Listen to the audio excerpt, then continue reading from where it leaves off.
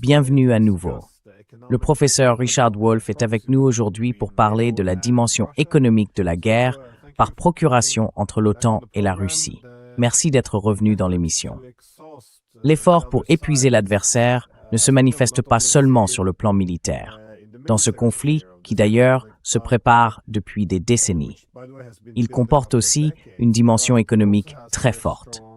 Les pays de l'OTAN n'ont pas reculé devant leur objectif, faire s'effondrer l'économie russe. Et comme on le sait, la Russie est aujourd'hui le pays le plus sanctionné au monde.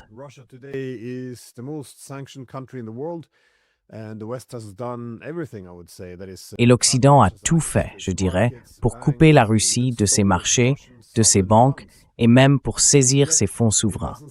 Pourtant, ça ne semble pas fonctionner. Je me demandais, comment expliquez-vous cela? Parce qu'après tout, on nous a dit par nos dirigeants que la Russie n'était qu'une station-service déguisée en pays. Alors, comment voyez-vous la manière dont la Russie s'est adaptée à ces sanctions? Parce que je pense que très peu de gens en Occident s'attendaient à ce que les Russes s'adaptent aussi bien, et même qu'ils continuent à croître, alors que leurs homologues européens sont en très grande difficulté.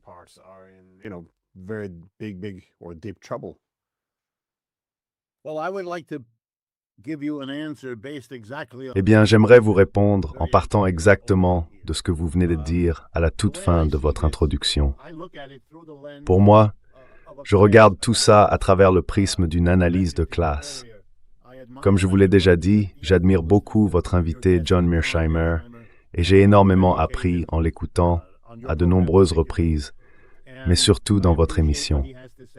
J'apprécie vraiment ce qu'il dit. Il analyse les rivalités entre grandes puissances d'une manière très honnête, directe, rigoureuse, analytique. C'est exemplaire, la façon dont il s'y prend. Mais pour moi, cela soulève une question majeure. Pourquoi ces grandes puissances mondiales font-elles ce qu'elles font? Et pourquoi à ce moment-là?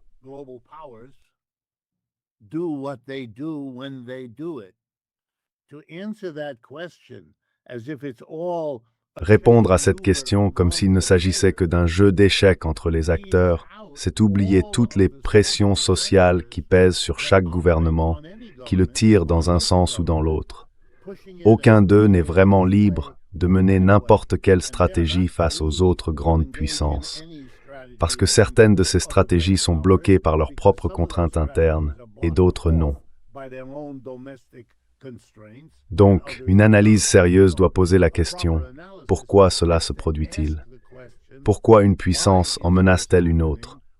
Et si on se contente d'y répondre uniquement en fonction de ce que font les autres, on laisse de côté la question essentielle. Pourquoi font-ils tous ce qu'ils font? Et moi, j'aimerais répondre à cette question en me concentrant sur l'Europe.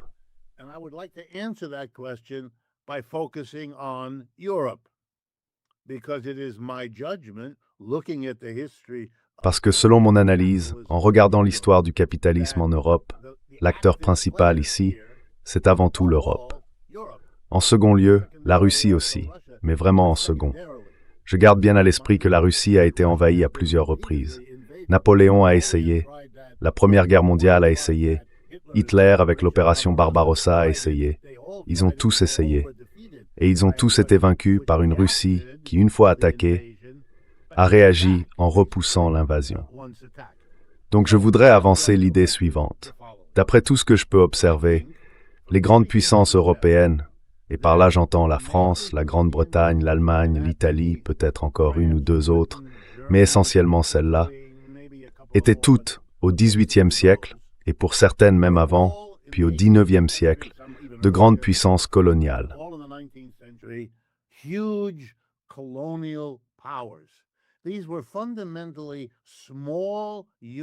C'était à la base de petites unités de capitalisme national qui se sont développées chacune à leur manière au XVIIe, XVIIIe et début du XIXe siècle, selon les pays.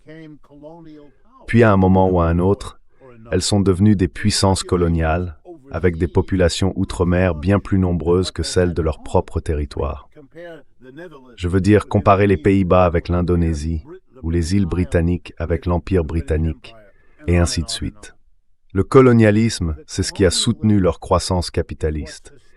Elles se sont créées un immense arrière-pays, et quand elles ont fini par épuiser tout ce qu'elles pouvaient tirer de leur propre arrière-pays, la France, l'Allemagne, l'Italie, elles sont allées chercher ailleurs, comme le fait le capitalisme, qui tire des profits et les réinvestit dans la compétition.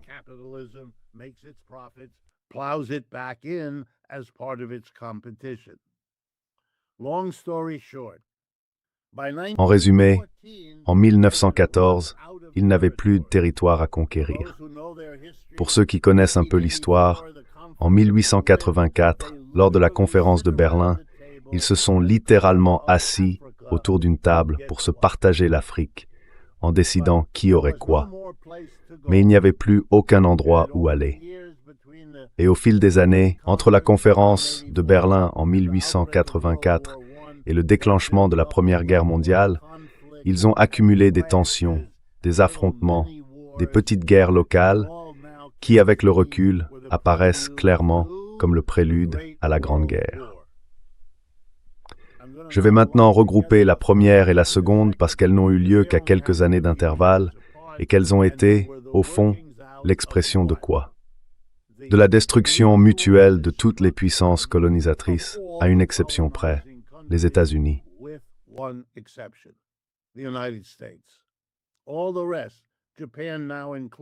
Tous les autres, le Japon compris aujourd'hui, se sont littéralement anéantis entre eux.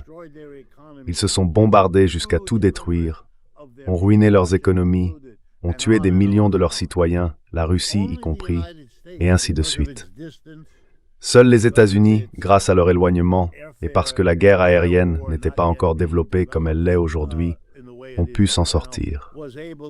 Pour ceux qui ne le sauraient pas, la Russie a perdu 25 millions de personnes pendant la Seconde Guerre mondiale, alors que les États-Unis en ont perdu 400 000. On ne peut pas imaginer contraste plus frappant. La guerre est terminée. Et maintenant, voici l'argument.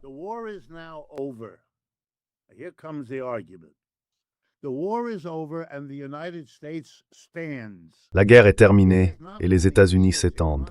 Leur économie ne s'est pas effondrée. Pas du tout. C'est même l'inverse. La guerre a sorti les États-Unis de la Grande Dépression comme rien d'autre ne l'avait fait. À la fin du conflit, le pays était en bien meilleure santé économique qu'il ne l'avait été depuis 1929, l'année du crash, la pire qu'il ait jamais connue. Et donc les États-Unis émergent, comme nous le savons tous aujourd'hui, en tant que hégémons héritiers des anciens empires, pas en les dirigeant comme les Européens avec de vraies colonies, mais en les laissant indépendants. Ça, on savait faire. On le faisait déjà depuis très longtemps avec l'Amérique latine. Les laisser indépendants.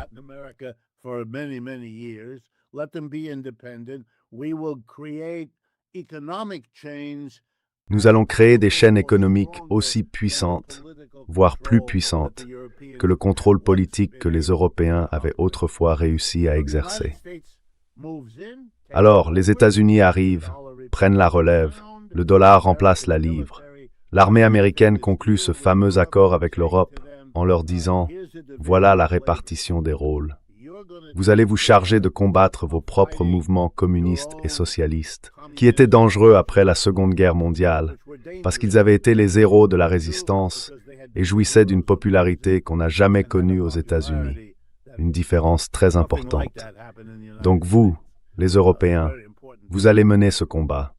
Vous serez nos alliés, un rempart contre la maléfique Union soviétique, et nous serons votre parapluie de défense.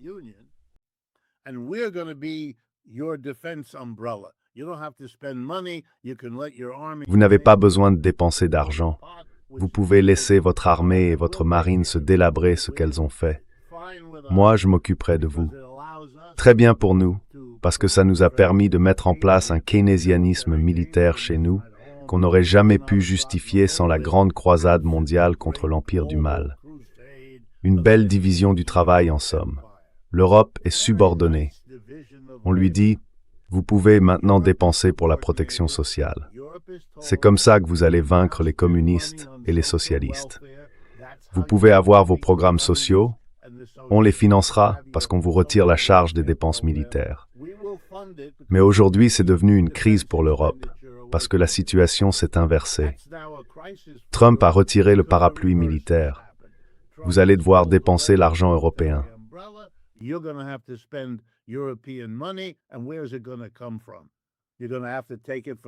Et d'où ça va venir? Il faudra bien le prendre quelque part, sans doute dans les aides sociales, ou alors en empruntant de l'argent. Et ça vous rendra encore plus dépendant. C'est très dangereux. Et maintenant, voilà le coup le plus fort. Je dirais que, et là, je m'inspire d'une idée de Zbigniew Brzezinski, quelqu'un dont je suis pourtant très éloigné dans mon analyse. Voilà ce que je pense qui s'est passé. Les Européens ne se sont jamais remis de la perte de leurs empires, et ils le savent. Ils se sont accrochés aux États-Unis, parce que sinon, entre leurs propres socialistes et communistes, la Russie juste à côté, et les Américains avec leur mentalité imprévisible, le risque était trop grand. Alors ils ont choisi les États-Unis, le moindre mal pour eux, mais ça n'a pas résolu leurs problèmes.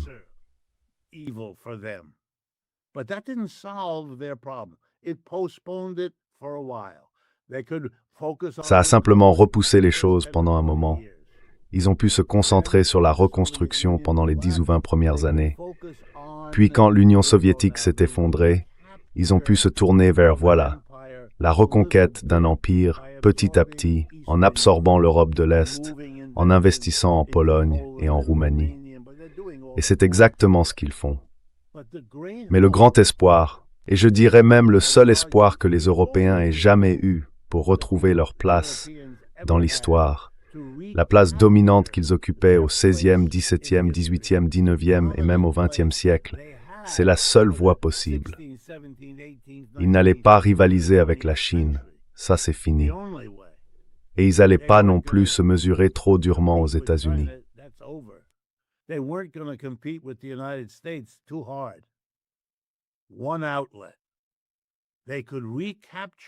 Un scénario possible, c'est qu'ils pourraient reconstituer un grand empire européen s'ils parvenaient à détruire et à démanteler la Russie. La découper en une demi-douzaine, voire une douzaine de petits pays, en faire plein de petites Lettonies, d'Estonies, et tout ça puisse les partager. Les Français prendraient ces 4-là, les Allemands ces 6 autres, et vous savez, les Japonais en Extrême-Orient pourraient peut-être en avoir un petit morceau aussi. Et pendant ce temps, ces acteurs se retrouveraient marginalisés à mesure que le monde se structure autour des États-Unis face à la Chine et que l'Europe devient un partenaire de plus en plus lointain, un suiveur, un junior subordonné. La seule chance d'échapper à tout ce que cela impliquerait pour l'Europe, ce serait cette guerre avec la Russie.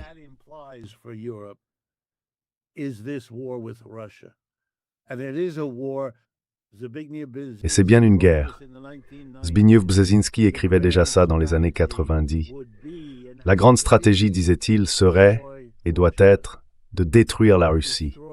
Détruire la Russie. Pas parce qu'elle est communiste. Ça n'a rien à voir avec ça. Le communisme, c'était juste une commodité rendue possible par la révolution soviétique de 1917. Une fois que c'est fini, on se retrouve plus proche de la guerre qu'on ne l'a sans doute jamais été pendant la guerre froide. Pourquoi? Parce que c'est ça, le vrai enjeu ici. Les Européens sont désespérés. Leur diabolisation de la Russie frôle l'hystérie. Moi, je suis américain. Je suis assis ici de l'autre côté de l'océan. Mais comme vous le savez, mes racines sont européennes.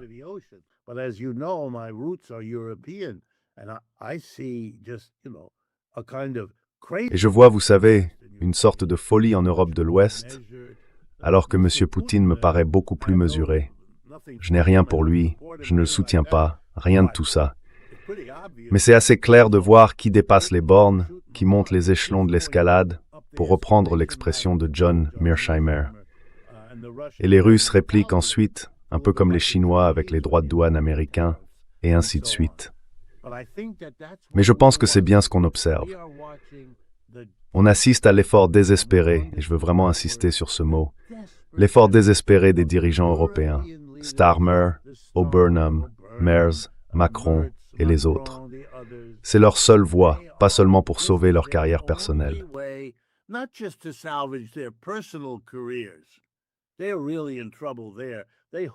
Ils sont vraiment dans une situation difficile. Ils se sont personnellement attachés aux États-Unis et M. Trump les a complètement laissés tomber.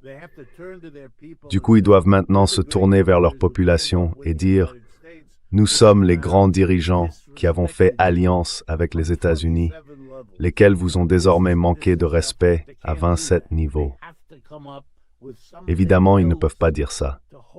Ils doivent trouver autre chose pour garder ce soutien. Ils doivent soutenir leurs capitalistes, parce qu'ils ne recevront plus l'appui qu'ils avaient auparavant. Et ils peuvent le faire à travers un programme de défense et la diabolisation de la Russie, avec cet objectif utopique de recréer l'empire qu'ils ont perdu au XXe siècle et pour lequel ils n'ont jamais trouvé de substitut depuis.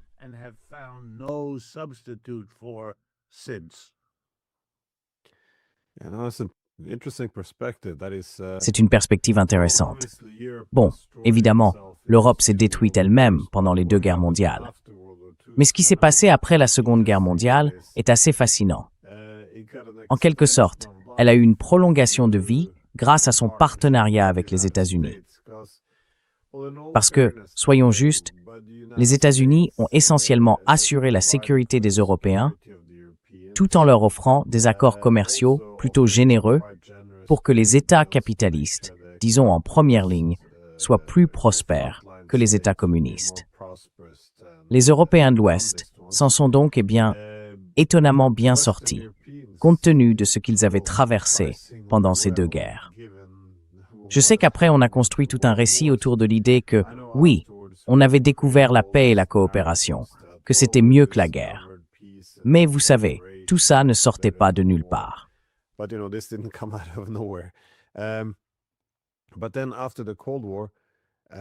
Mais ensuite, après la guerre froide, oui, quelque chose a clairement commencé à changer. Parce qu'après la Seconde Guerre mondiale, l'argument principal en Occident, c'était que le projet européen visait à construire la sécurité ensemble, et non pas contre ceux qui n'en faisaient pas partie. Bon, ça ne s'intégrait pas vraiment dans le cadre de la guerre froide. Mais bref, après la guerre froide, on a recommencé à se demander contre qui on allait chercher à se protéger. Et puis, toute cette idée selon laquelle l'Europe de l'Est allait naturellement se rapprocher de l'Europe de l'Ouest, c'était aussi assez intéressant. Même sur le plan militaire. Je me souviens que George Soros, avait écrit un article dans les années 90 où il disait en gros « on peut recommencer à se battre ». Eh bien, on a vu ce que l'OTAN est devenu. Il soutenait que l'OTAN pourrait réussir si elle s'associait à certains pays d'Europe de l'Est, parce que selon lui, les Européens de l'Est pouvaient encaisser beaucoup de pertes humaines. And the Western Europeans cared less for high casualties and a lot of their men coming home in body bags. So this was essentially what they were looking for. Find some Eastern European country which can provide the meat. I thought that was quite fitting to where we are today. Anyways, what I was going My point was, there's no more. Les États-Unis qui retirent le tapis sous les pieds des Européens. Alors, qu'est-ce qu'ils sont censés faire? Je sais que Kaja Kallas, la responsable de la politique étrangère de l'Union européenne, a fait un commentaire un peu dans le même esprit que le vôtre. À quel point ce serait plus simple, plus facile, si la Russie était divisée en plusieurs petits États? À quel point ce serait plus facile à gérer?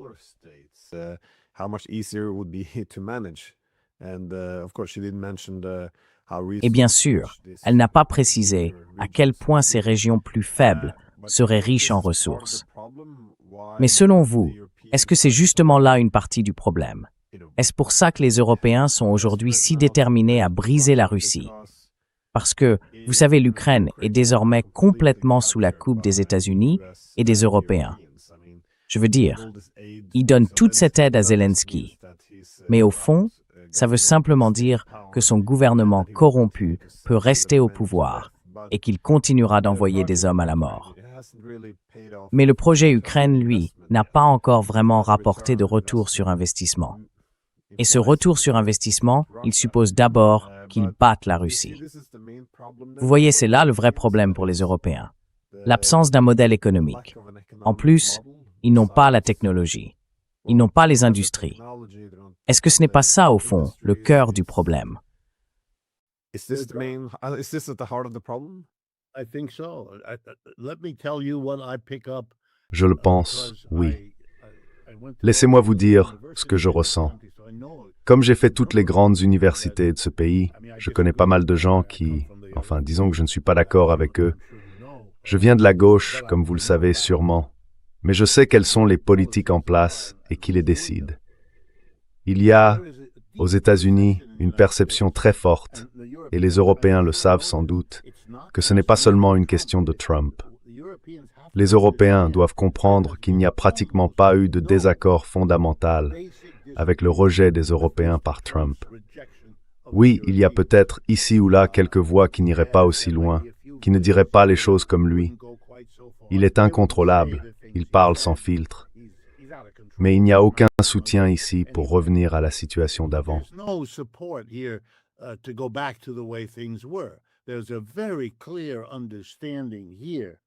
Ici, tout le monde comprend très bien que les États-Unis sont eux-mêmes un empire en déclin et qu'ils doivent consacrer tout leur temps, toute leur énergie, toute leur attention à freiner cette chute. À mon avis, si vous me demandez la leçon la plus forte à ce sujet, c'est d'avoir été vaincu par les Iraniens et l'humiliation que cela représente. Je veux dire, la première guerre a dû s'arrêter au bout de 12 jours à cause de mauvaises estimations, et ensuite, ces deux types ont recommencé. C'est pour ça qu'il y a aujourd'hui une rupture entre les États-Unis et Israël, et personne ne sait vraiment comment ça va évoluer. Mais c'est une rupture entre deux acteurs qui ont complètement tout gâché, aussi bien sur le plan stratégique à long terme que sur le court terme, pour tout le Moyen-Orient.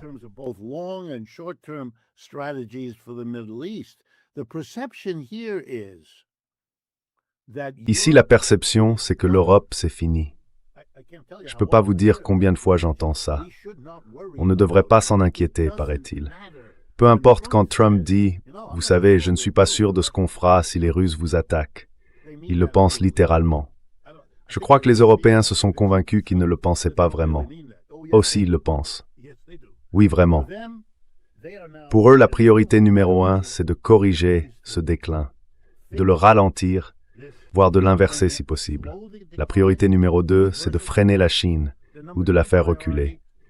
Et la troisième, si la deuxième ne marche pas, c'est de s'asseoir avec la Chine et de trouver un arrangement. L'Europe, elle, n'est même pas dans la discussion. L'Europe est devenue hors sujet.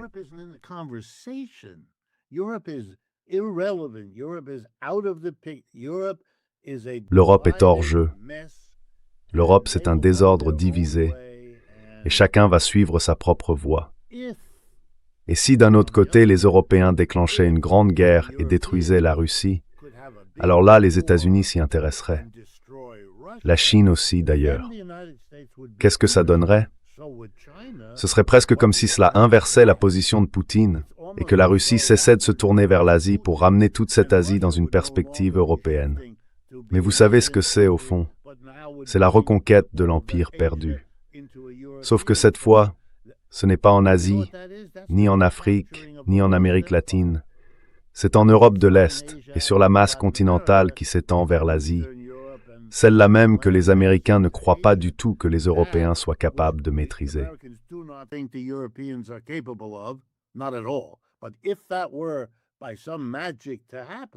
Mais si, par un certain miracle, cela devait arriver, alors l'Europe, et je pense que quelque part les dirigeants européens en sont conscients. Mais c'est là que je ne suis pas d'accord avec M. Mearsheimer, avec le professeur Mearsheimer. Je pense que ces questions de classe, comment le capitalisme en Europe de l'Ouest, là où le capitalisme moderne est né, en Hollande, en Angleterre et tout ça, comment les capitalistes là-bas peuvent-ils retrouver leur capacité à faire des profits suffisants pour financer la recherche et le développement, afin de rattraper les Américains et les Chinois qui prennent de l'avance sur eux, littéralement, chaque jour. Et d'où vont-ils tirer ces profits?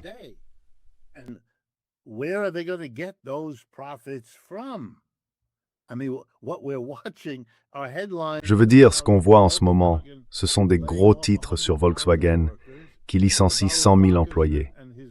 Varoufakis et ses amis nous expliquent à juste titre que l'économie allemande repose essentiellement sur l'automobile. Varoufakis dit que leur industrie ne fait pas que se contracter, il dit que l'industrie automobile va disparaître. Et je comprends son raisonnement, parce qu'ici, aux États-Unis, elle est en train de disparaître aussi. Notre industrie automobile n'est plus que l'ombre d'elle-même. Autrefois, c'était Détroit. Dans les années 70 et 80, Détroit comptait 2 millions d'habitants. Aujourd'hui, il en reste environ 600 000. Pour une ville moderne, dans un pays capitaliste, ce qu'on voit là, c'est un niveau d'effondrement à la fois brutal et profond.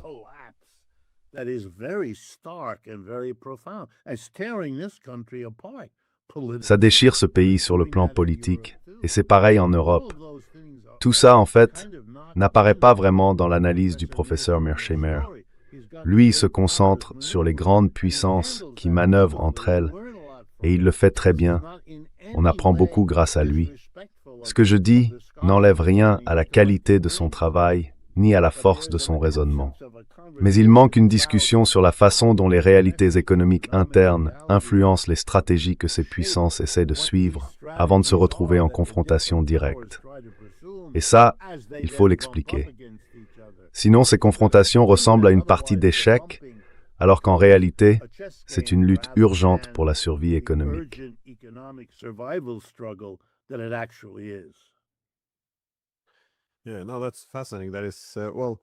Oui, non. C'est passionnant. Parce que dans le réalisme politique, on considère que les États se comportent plus ou moins de la même façon. Tout dépend de la répartition du pouvoir à l'échelle internationale. Ça crée des incitations systémiques sur la manière dont les États doivent agir. Mais bien sûr, la façon dont ils cherchent à accroître leur puissance est intéressante parce que, comme vous l'avez dit, l'Europe a toujours eu un modèle un peu colonial. Et même après la Seconde Guerre mondiale et après la guerre froide, ça continue d'une certaine manière. On le voit bien, malgré toute la rhétorique bienveillante, les discours sur les droits de l'homme. À chaque fois qu'une nouvelle institution apparaît, comme la Cour pénale internationale, on retrouve toujours la même logique. Un camp qui se pose en maître de civilisation et le reste du monde relégué au rôle d'élève.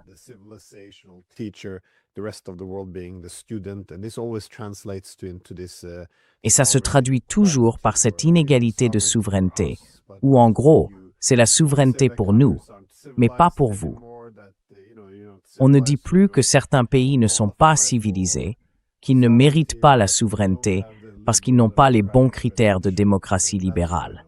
Et c'est pour ça que je ne dis pas que vous ne méritez pas la souveraineté. Mais je voudrais revenir sur ce que vous avez dit à propos de la place des Européens vis-à-vis des États-Unis, parce que je suis d'accord. J'ai entendu beaucoup de responsables européens dire, parfois presque mot pour mot, qu'il faut qu'on se rende à nouveau pertinent pour les États-Unis.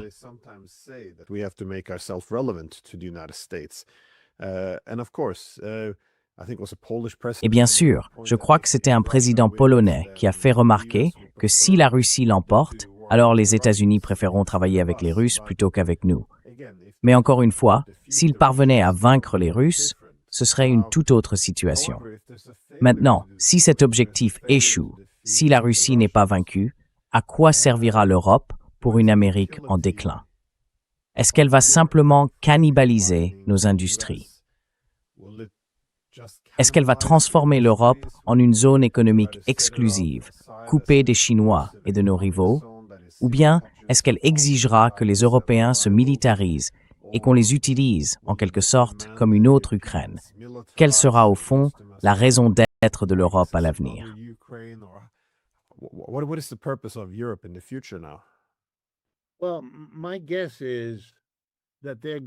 Eh bien, à mon avis, ils vont... Enfin, je pense que l'hypothèse ici, peut-être qu'elle est fausse, mais l'hypothèse de la direction, c'est que les Européens ne peuvent pas vaincre les Russes, que ce n'est pas possible, sauf si on parle d'un horizon de 10 ou 20 ans, après un immense renforcement militaire à travers l'Europe, financé par des politiques d'austérité. Et même quand ils commencent à en parler, ils savent très bien qu'entre l'opposition de la droite à ce genre de projet et celle de la gauche, il est peu probable que cela se réalise dans un délai raisonnable. Et leur crainte, c'est qu'on assiste à quelque chose de dangereux pour eux, soit une poussée de la droite radicale, avec de nouveaux gouvernements d'extrême droite, Le Pen ou l'Alternative für Deutschland ou d'autres, soit une version issue de la gauche.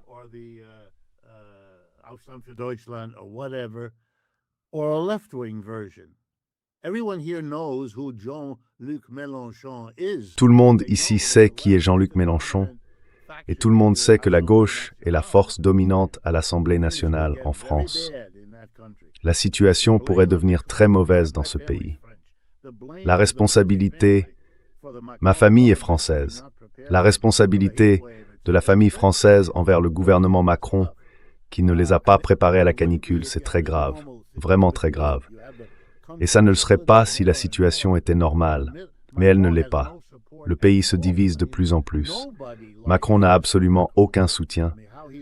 Franchement, personne n'aime M. Macron. Comment il va s'en sortir? C'est un mystère pour moi. Peut-être qu'il y arrivera, mais pour moi, c'est un mystère. Donc, pour répondre à votre question, je dirais que pour l'instant, tout ce que l'Europe peut faire, c'est aider les États-Unis à s'orienter et, si possible, à compenser, ralentir ou inverser son propre déclin.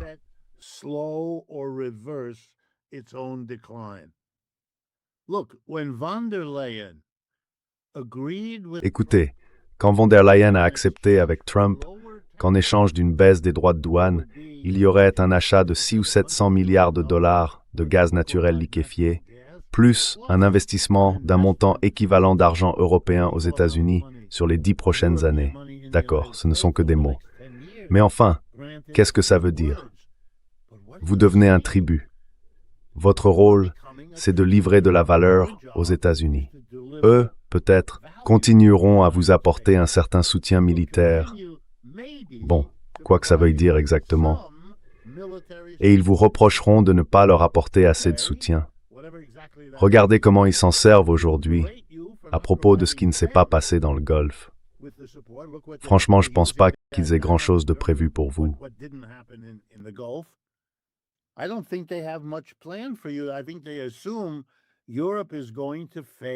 Je pense qu'ils partent du principe que l'Europe est en train de disparaître. Et si j'étais d'humeur un peu provocatrice, je vous dirais qu'il y a même des rumeurs assez sérieuses, selon lesquelles l'Europe pourrait devenir le terrain d'entente entre les États-Unis et la Chine, pour apprendre à vivre dans un monde découpé en zones d'influence. Les États-Unis prendraient l'hémisphère occidental et la Chine, l'Europe. Je sais que cette idée fait peur à certains Européens, du moins à ceux à qui j'en ai parlé. Mais si vous voulez savoir où en sont les réflexions aujourd'hui, l'hypothèse, c'est que l'Europe, c'est fini.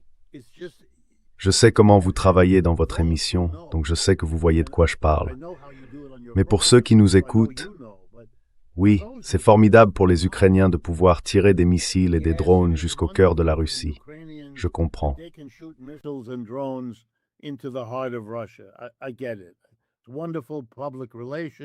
C'est une opération de communication très réussie. Ça permet de redonner un peu de souffle à un récit qui était en grande difficulté. Mais vous savez, ils viennent encore de prendre 2 autres villes du Donbass. Il n'en reste plus beaucoup.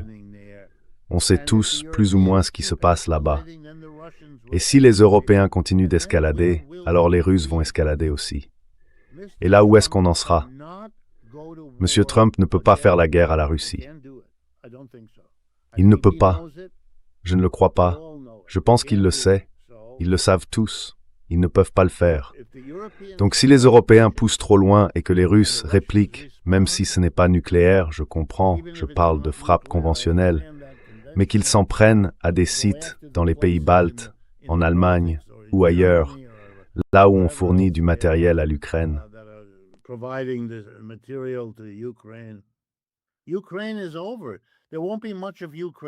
L'Ukraine, c'est fini. Il ne restera pas grand-chose de l'Ukraine. C'est un tout autre sujet. Le plan initial, c'était simplement de prendre les 4 oblasts à l'est. Aujourd'hui, ça appartient déjà au passé. Ils avancent sans cesse. Ils veulent ce que les Européens appelaient autrefois un cordon sanitaire, et ce cordon ne cesse de se déplacer vers l'ouest. Donc je pense que l'Europe n'a pas vraiment de rôle à jouer là-dedans. Les Européens, je crois, en ont une petite idée. Ils le sentent, et c'est pour ça qu'ils sont désespérés. Si la Russie gagne, la guerre en Ukraine s'arrête, la Russie en prend un quart, ou peu importe la part exacte, et l'Ukraine se retrouve beaucoup plus pauvre, beaucoup plus faible, endettée pour toujours.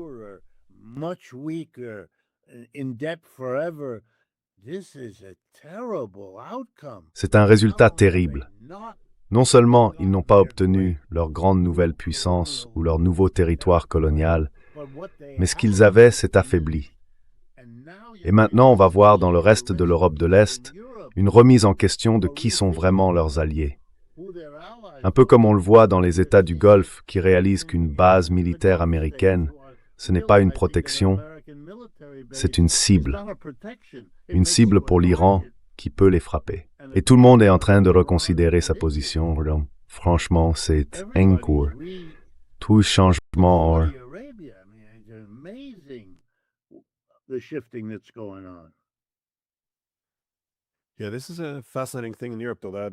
Oui, c'est assez fascinant en Europe de voir qu'ils s'entêtent dans ce pari.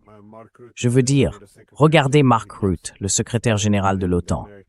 Il ne cesse de dire aux Américains, écoutez, pour essayer de renforcer la place de l'Europe aux yeux des États-Unis, il explique que voilà, on fait du keynésianisme militaire. En gros, on devient un amplificateur de puissance, un partenaire précieux. Et puis, on achète vos armes, donc c'est bon pour votre économie. On emploie des Américains pour pouvoir être un partenaire militaire des États-Unis.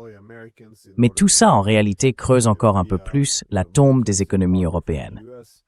Et bien sûr, ils ajoutent, écoutez, on s'est coupé du gaz et du pétrole russe, on va prouver notre loyauté envers les États-Unis, on achète de l'énergie américaine qui coûte plusieurs fois plus cher.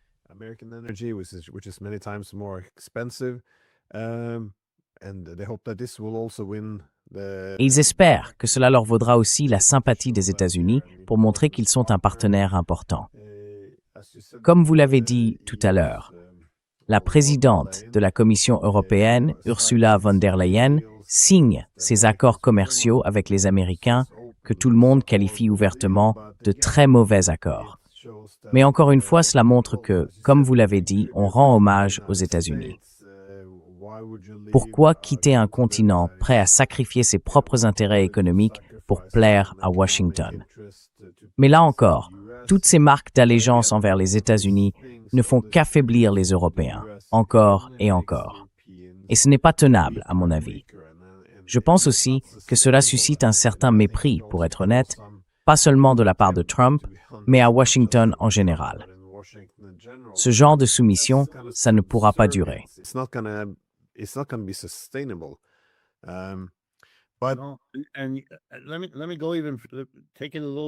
Laissez-moi aller un peu plus loin.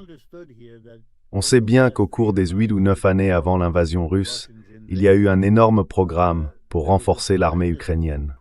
Donc, au moment où les Russes ont envahi, les Ukrainiens avaient une armée plus grande que celle de la plupart des pays européens. Et pourtant, ils n'ont pas réussi face aux Russes. Alors, maintenant, si on ajoute les Européens, on n'ajoute pas grand-chose. Et ce n'est toujours pas suffisant. Ce n'est tout simplement pas assez. Et les Américains en sont très conscients aujourd'hui, d'une manière qu'ils ne l'étaient pas encore il y a 5 ans à peine. Derrière la Russie, il y a maintenant la Chine. Et la Chine dispose d'une base industrielle plus vaste pour produire des missiles et des drones que l'ensemble de l'Europe réunie. Les Russes, eux, n'ont aucun problème. Les Iraniens, grâce à la mer Caspienne, peuvent obtenir tout ce dont ils ont besoin auprès des Russes, qui, eux, grâce à leurs longues frontières avec la Chine, peuvent obtenir tout ce dont ils ont besoin des Chinois.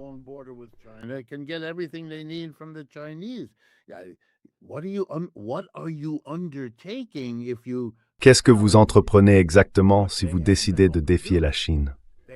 Regardez ce qu'ils ont réussi à faire aujourd'hui. Est-ce que vous savez, moi, je ne l'ai appris qu'il y a quelques semaines, que la direction de Volkswagen a eu des réunions à Washington plus tôt cette année avec l'administration Trump pour discuter d'un possible transfert du siège de Volkswagen aux États-Unis. C'est plus qu'un simple message adressé aux Américains, c'est un signal envoyé à toute l'Europe. Et maintenant, regardez la suite. Cet accord est tombé à l'eau. Ça ne se fera pas, en tout cas pas pour le moment. À la place, ils vont licencier 100 000 personnes. C'est ça la désindustrialisation. Vous allez transformer l'Europe en une sorte de destination touristique qui produit du vin et du fromage, et très bien, pourquoi pas, mais tout le reste viendra d'ailleurs. J'étais à Paris la dernière fois, il y a quelques mois. I was in Paris the last time a few months ago. I stepped into a taxi cab and I noticed BYD. Je suis monté dans un taxi et j'ai remarqué que c'était une BYD. Comme je parle français, j'ai discuté avec le chauffeur. Il m'a expliqué pourquoi il conduit une BYD. Parce que c'est la voiture la moins chère et la meilleure. Voilà, tout simplement. Il aurait préféré avoir une Peugeot, mais il fait avec ce qu'il peut. Il m'a aussi dit que tous les autres chauffeurs de taxi font pression sur le gouvernement Macron pour qu'il laisse entrer plus de BYD. Parce qu'ils veulent en acheter des flottes entières. C'est fini. C'est terminé. Et la seule raison pour laquelle on n'a pas de BYD ici, si vous venez à New York, vous pouvez prendre un taxi, mais pas une BYD, c'est qu'il y a une taxe de 100% contre BYD. D'ailleurs, cette taxe a d'abord été mise en place par Biden, puis augmentée par Trump. Mais si les démocrates gagnent les élections en novembre, rien de tout ce dont on parle ne changera.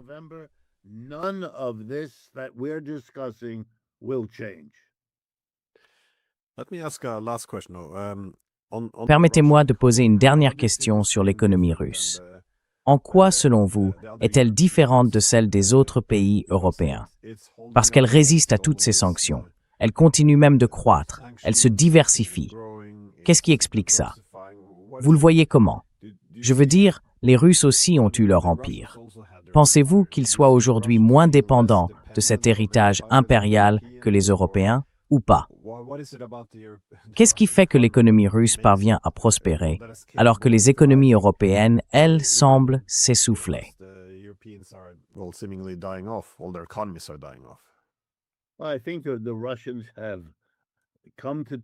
Je pense que les Russes ont fini par accepter le fait qu'ils vont devenir, et c'est la réalité, des partenaires juniors des Chinois. Je veux dire, souvenez-vous, l'économie chinoise est 4 à 5 fois plus grande que celle de la Russie. Donc on ne parle pas d'égal à égal. Ils ne le sont pas, ils ne l'ont jamais été, et ils le sont de moins en moins chaque année, parce que le rythme de croissance de la Russie, même s'il est impressionnant surtout en temps de guerre, reste nettement inférieur à celui de la Chine. Donc en réalité, je pense que les Russes vont finir par conclure un accord avec les Chinois pour coloniser la Russie, l'Asie russe. Peut-être qu'ils continueront un peu aussi dans les républiques d'Asie, situées en dessous du Kazakhstan, comme l'Ouzbékistan et tout le reste.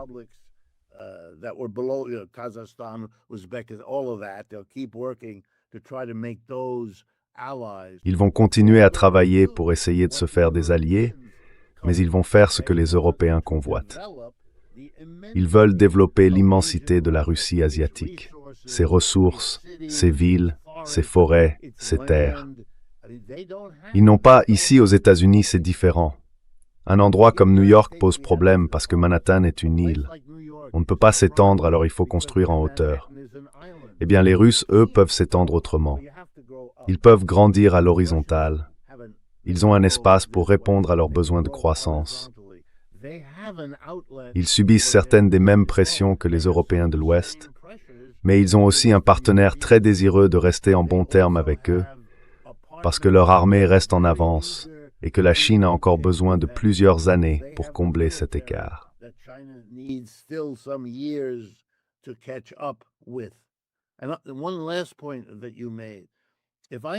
Et un dernier point que vous avez soulevé. Si je comprends bien l'accord allemand, ils vont dépenser environ 800 milliards de dollars sur les 10 prochaines années pour l'armée. Eh bien, pour donner une idée de l'échelle, le budget américain, lui, est actuellement de 900 milliards de dollars par an, pas sur 10 ans, par an, et il est prévu qu'en 2027, il passe de 900 milliards à 1500 milliards, soit 1,5 billion. C'est colossal. L'Europe ne peut pas rattraper ça. C'est impossible. Ces chiffres sont tellement disproportionnés que sauf si l'Europe trouve une source de financement gigantesque commune à tous les pays, même dans ce cas, elle ne pourra pas suivre. Et à l'heure actuelle, si une bonne partie de cet argent est en plus emprunté aux États-Unis, alors là, c'est une plaisanterie. Ils ne rattraperont jamais leur retard.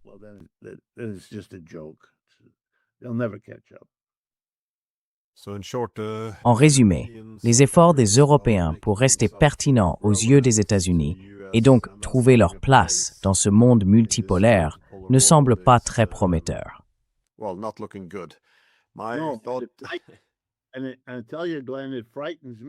Et je vais te dire, Glenn, ça m'inquiète vraiment, parce que ça me fait penser que toute cette hystérie, cette diabolisation de la Russie, de Poutine et toutes ces réactions puériles viennent d'un sentiment historique accumulé, celui de n'avoir aucune autre option.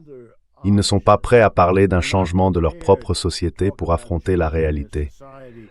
Moi, je vis aux États-Unis, où des gens comme moi, et on n'est pas nombreux, essaient de faire comprendre au pays que l'empire qu'on a est en train de décliner, et qu'on serait bien mieux de chercher à conclure des accords avec la Chine et d'autres, plutôt que de continuer dans cette logique agressive, de ralentir les autres, de les punir.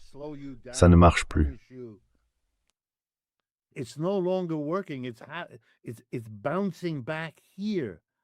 Ça rebondit ici. Vous savez, aujourd'hui, les voix les plus fortes pour rouvrir les relations avec la Chine, ce sont les grandes entreprises technologiques américaines, celles qui doivent vendre à la Chine. Sinon, ce sont les Chinois qui gagneront. En d'autres termes, ils gagneront à moins qu'on s'ouvre, ce qui les aidera à gagner. Mais si on ne les aide pas à gagner, eh bien, ils gagneront quand même. Et ça déprime beaucoup de gens, quand ils comprennent que c'est ce que ça veut dire quand un empire est en déclin. Et pour eux, ça veut dire que le leur ne l'est pas. Et ça crée une situation très dangereuse.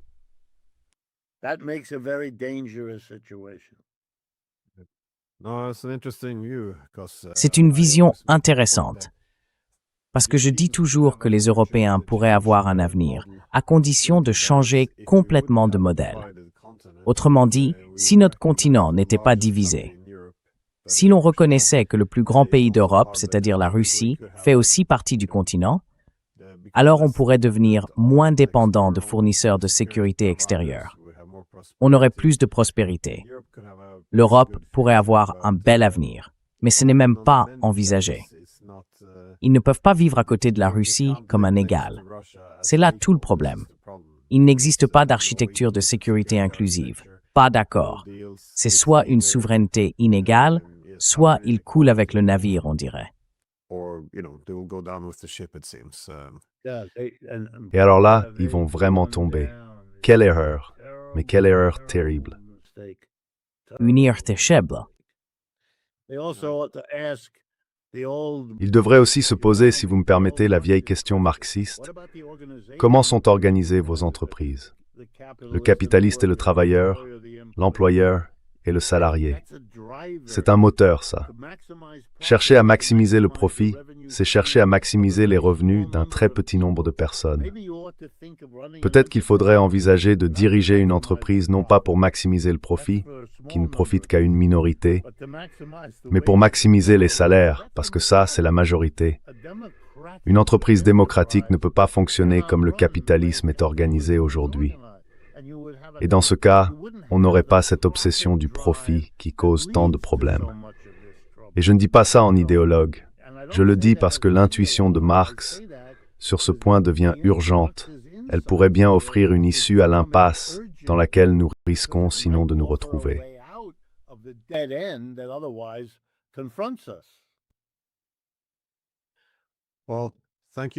Eh bien, merci, comme toujours. J'apprécie vraiment. Et oui, ça vaut la peine de se pencher aussi sur le type d'acteur dont il s'agit, pas seulement sur la répartition du pouvoir, je suppose. Donc, encore merci. Avec plaisir, Glenn Diesen, et merci pour vos émissions. J'y ai beaucoup appris et je les apprécie vraiment.